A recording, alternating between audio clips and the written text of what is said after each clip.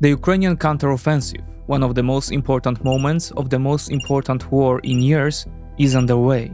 Immediately after the destruction of the dam on the Dnieper, the Ukrainian armed forces started offensive actions in several directions. Despite the imposition of a tight information blockade by Kyiv, let's try to analyze the first events of this long-awaited campaign. On the map.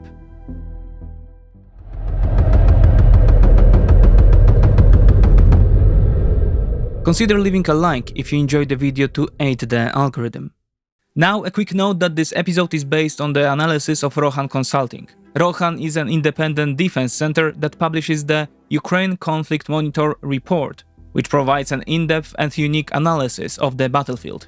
You can purchase access to Rochan's weekly reports on Substack for only $7 per month via the link in the description. The report was created on Monday, 12th of June at 1 p.m. and presents events up to that point. Kharkiv direction. The situation in the Kharkiv Oblast has not changed. Russian and Ukrainian sources confirmed that fighting continued near Masyutivka, but the Russians failed to make any gains in the area for another week in a row. In addition, some skirmishes were also reported next to Hryanyakivka and Krokhmalne, but without any results. A Russian source said that Russian units managed to capture Ukrainian fortified positions near Novomynsk and cross the Oskil River. However, this information remains unverified. At the end of the week, a Ukrainian source claimed that the Russians had withdrawn Storm Z units from the Masyutivka area. If this information is confirmed, the likelihood of a further breakthrough in this area will diminish. Luhansk direction. The past week has brought no change in this direction. We estimate that the priority for this area will be reduced at the expense of operations near Bakhmut, Vuhledar and other directions in the Donetsk and Zaporozhye regions. Russian attacks near Terne, Torske and Nevske have been repelled, but at the same time the pace and intensity of Moscow's attacks in these areas appears to have slowed last week. All Russian attacks on Bilohorivka have also been repelled. Donetsk direction. Starting from the northern part of the region, there were no developments in the vicinity of Spirne, Verkhnokamiańskie and Vyimka, although there was offensive activity near Spirne, where the Russians attempted to attack Ukrainian positions. Still, the Russians maintained some pressure on Ukrainian forces near Vesele and launched several unsuccessful assaults in that direction. According to reports, Ukrainians succeeded in attacking near Orikhovo-Vasilivka and occupying hills near the MO3 road. The source said Ukrainian units tried to reach Paraskoveivka to attack Bakhmut from the north. What is clear and confirmed is that the Ukrainians have continued their attacks on Russian lines near Berchivka and Dubovo-Vasilivka, but their progress in the area is unclear. On Monday, Yevgeny Prigozhin, head of PMC Wagner, confirmed that a part of the Berchivka settlement had been lost, and Russian troops had withdrawn from their positions. As for Bakhmut, the situation is stable. Wagner's forces have withdrawn and have been replaced by regular Russian army formations and possibly Storm Z troops. What's important, no attacks have been launched from Bakhmut towards Chasiv Yar, and this situation is not expected to change in the coming weeks. The Ukrainians still claim to occupy a small part of the town in the southwestern part of Bakhmut, which means that the Russians are not fully occupying the town. The Ukrainians were clearly active south of Bakhmut, where fighting continued near the Sivyersky Donetsk-Donbas Canal and near the dominant hills north of Klishchivka. Earlier in the week, Deputy Defense Minister Hanna Malinar said that despite Russian resistance and attempts to hold their lines and positions, Ukrainian units had advanced in several directions during the fighting. In the direction of Orikhovo-Vasilivka, Paraskoveivka by 200 to 1600 meters, whereas in the direction of Ivanivske, Klishchivka by 100 to 700 meters. The Russians also reported that the Ukrainians had counterattacked in Marinka. The Ukrainians are also continuing attacks on Russian positions near Vuhledar. Ukrainian forces crossed the Shaitanka River and entered Novodonetske, from where they have most likely been pushed back later. The area remains a no-man's land at the time of writing. Another Russian source said that on Monday Kyiv forces resumed attacks on Russian positions near Vremivka and attacked in two directions, near Novodarivka and Rivnopil. Now a moment for our sponsor. Thanks to them we can continue our endeavor. In today's episode, we are supported by Speakly. Holidays and international trips time are approaching. Sightseeing is one thing, but being able to talk to locals and soak up the culture in their native language is what really enriches the whole experience. Even talking in a restaurant and ordering a meal in another language allows you to build a relationship and gives you tremendous joy. Traveling opens horizons, and learning a language can expand them even more. Speakly will help you with this. It is an application created by two polyglots who speak 7 languages. They have created a unique learning method that allows you to learn up to 5 times faster than standard methods. You learn only the words and phrases you need for everyday situations. With Speakly, you can choose to focus on writing, pronunciation, listening, or a combination of all your language learning needs. Try Speakly for free for 7 days and get a 60% discount on a 1-year learning plan. Southern Ukraine direction.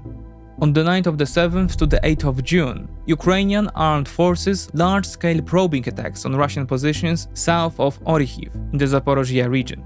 These attacks were in addition to ongoing operations south of the settlements of Velika Novosilka, Vuhledar and Bakhmut.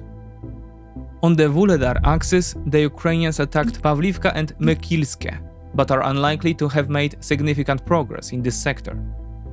The situation was different at axis Velika Novosilka, where the Ukrainians deployed several brigades. This allowed them to make some territorial gains. They captured Novodonetsk, but this was retaken as a result due to a Russian counterattack. Nevertheless, the commitment of additional brigades moved the front line southwards. By Monday, it was confirmed that Ukrainians had liberated Neskuchne, Nowodarivka, Starozhewe and Blahodatne. Ukraine's Deputy Defense Minister, Anna Malinar, confirmed that Makirivka had also been liberated, which was also visually confirmed later. Rochan estimates that the Ukrainians are currently operating 7 brigades in this axis, but these have not been fully committed. Most of the kinetic action took place along the Novodonetsk-Neskuchne-Levadne line, although heavy fighting also continued from Lobkove to Mala Tokmachka. In addition, the Russians reinforced the village of Staromlenivka. Also in this direction, the Ukrainians noted the presence of Storm Z troops. The question is whether Moscow decided to employ ex-convicts to first tire out the Ukrainians before committing more valuable operational reserves, or whether the hastily assembled Storm Z units are the only reserves. Initially, the Ukrainians broke through the Russian defensive lines, but many of the gains were quickly wiped out by Russian counterattacks. This was also the case near Mala Tokmachka, where the Ukrainians initially lost 8 Bradley infantry fighting vehicles and 1 Leopard 2A6 tank. However, the Ukrainians achieved some success along the TO408 road, linking Novodanilivka with Robotyne, advancing some 5 kilometers towards the latter. Also near the village of Robotyne, the Ukrainians destroyed a Russian TOS-1 heavy flamethrower system. It was probably in this area that the Russian Ki-52 attack helicopter attacked the Ukrainian armored column. On Saturday, Ukrainians released a video showing an attack on a Russian column in the Zaporozhye region. The column in question was part of a force being transferred from Kherson to Zaporozhye, following the destruction of a dam on the Dnieper River. Secondly, the footage was taken by a Polish-made Fly-Eye UAV, operating more than 60 kilometers from the front line, or 30 kilometers from Ukrainian territory, on the north bank of the Dnieper. This means that Ukraine is trying to isolate the battlefield in the Zaporozhye region, at least in terms of possible reinforcements from the Kherson region or the deployment of operational reserves. Pro-Ukrainian sources also reported that Ukrainian guerrillas destroyed a railway bridge in Yakimivka and also in Crimea, limiting Russian ability to send reinforcements to the Zaporozhye region. Both attacks, however, remain unconfirmed. Kherson-Crimea direction. The destruction of the Kakhovka Dam forces Russia and Ukraine to move inland in their respective areas and, at least temporarily, forces Ukraine to abandon its operations, including special forces raids on the Dnieper Delta Islands. The prospects of a Ukrainian landing across the river are currently non-existent. Rochan, analyzing the effect of the annihilation of the Kakhovka Dam, concludes that the potential of Ukrainian units deployed in that direction did not allow for a river crossing operation. Therefore, the likely objective of the Ukrainian units was to engage and tie down the Russian troops in the Kherson direction. To achieve this, the Ukrainians carried out special operations, airstrikes, reconnaissance, and artillery strikes. The dam's distraction limits the maneuverability of any forces towards Kherson and renders the area useless for military operations, probably for 4 to 8 weeks. As a result, Moscow no longer needs to maintain the previous level of military presence in the area. It was designed to prevent Ukrainian units from crossing the Dnieper. This fact corresponds with the redeployment of troops to the Zaporozhye direction, which has been targeted by Ukrainian artillery. All Ukrainian gains on the islands of the Dnieper Delta have been wiped out due to flooding. The Ukrainian administration of the Kherson region reported that 32% of the flooding affected the right bank of the river, controlled by Ukraine, while 68% was concentrated on the left bank, controlled by Russia. This week, until the flows of the Dnieper stabilize, we are likely to see artillery exchanges and deep Ukrainian attacks on targets in Crimea and north of the peninsula. Once the river level stabilizes, we expect the Russians to resume regular artillery attacks on Ukrainian civilian areas north of the river. Belarus direction. The past week has brought no change in the posture of the Belarusian armed forces. Many units held mobilization classes. Belarus has also deployed its S-400 system near Minsk. The deployment of nuclear warheads is expected after 7th or 8th of July. To conclude, a few sentences of summary. Before the main phase of the counteroffensive began, President Zelensky stated that Ukraine was ready for it. However, he highlighted the shortage of Western fighter jets, and that many Ukrainian soldiers would lose their lives as a result. As we stated in the May episode, among others, the counteroffensive had already started a few weeks ago. It included attacks of the Russian Volunteer Corps in the Belgorod region, or the counterattacks on the flanks of Bakhmut or near Vuhledar, which had the battle-shaping character. Their aim was the same: to create confusion in the Russian command and force it to grapple with the dilemma of which operational direction to support more, especially given reports of an impending counteroffensive in the Zaporozhye region. The opening of new axes of attack in the Zaporozhye region has created the next batch of dilemmas. The Ukrainians are attacking along 3 main axes: Orikhiv, Velika Novosilka, and Vuhledar. This is a front of over 150 kilometers or 90 miles.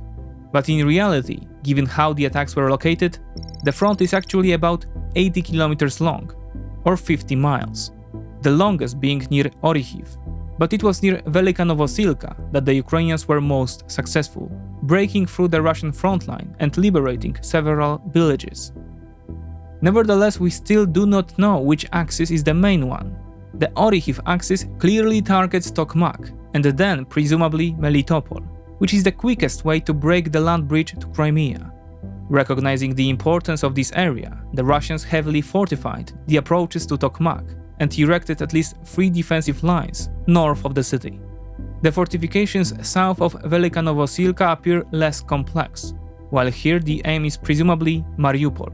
At the same time, the route to Mariupol is the longest and exposes the Ukrainian left flank to Russian counterattacks south of Donetsk. Therefore, the Vuhledar axis is important for the Ukrainians because it allows Kyiv to maintain pressure on the Russians near the city of Donetsk and immobilize their forces there, making regrouping impossible. Rochan assesses, as he himself admits perhaps wrongly, that Ukraine will not be able to focus on 2 axes equally. As a result, 1 axis will be primary and 2 secondary. The Ukrainians suffered losses in the first 4 days. According to Oryx, the initial attacks cost Kyiv 17 Bradley infantry fighting vehicles, 1 Leopard 2A4 and 3 2A6 tanks, 2 AMX-10 fighting vehicles, and 3 Leopard 2R heavy mine bridging vehicles. These losses represent 15%, 2%, 14%, 5% and 50% respectively of the Western vehicle types delivered to Ukraine. The loss of Bradleys and anti-mine vehicles in such numbers at such an early stage of the counteroffensive is particularly worrying. On the other hand, Oryx believes that of the 17 Bradleys lost, only 5 were destroyed, and the rest were damaged or abandoned. These vehicles could be salvaged. The same applies to the Leopards 2R. What's more, on Tuesday, the US administration said Washington would cover the Ukrainian loss of Bradleys. The whole US stock of Bradley infantry fighting vehicles is about 4,000. The risks are high, as Ukraine does not have air superiority over the area. Its short-range air defense capabilities also appear inadequate. The Russians released a video last week showing a Ki-52 attack helicopter attacking a Ukrainian column of Bradleys using a Vihr-1 anti-tank missile. So Ukraine needs to bring its short-range air defense assets, such as the OSA system, closer to the front, to follow the advancing forces and to detect and attack low and slow-flying Russian targets. Thus, Zelensky's comments about the lack of air superiority and the resulting high losses partly came true. So far, Ukrainian operations have been relatively limited. The attacks near Orikhiv are being carried out by at least 3 brigades, only one newly formed with Western-made equipment, while the Velika Novosilka axis include 7. Kyiv therefore has sufficient reserves to engage in the battle and maintain momentum. The main thrust has probably not yet begun. That said, as of Monday, 12th of June, the Ukrainian counteroffensive is underway and has met with measured success. As stated in previous analysis, we expect this attack to be more like the summer offensive in Kherson than what took place in the Kharkiv region. It will likely be a protracted campaign lasting weeks, if not months. Ukrainian units are about 8 to 10 kilometers from the first lines of Russian fortifications on both the Orikhiv and Velika Novosilka axes. It is in these areas that the Ukrainians are likely to encounter strong resistance. We will analyze these developments with Rochan in the future episodes of the Mapped series. Recently I had a meeting with a YouTube analyst, and she suggested that if I want the channel to grow, I should ask our audience for feedback to help boost the algorithm. So if you liked this material, please press the thumbs up button or write a comment. You may also consider supporting us on Patreon.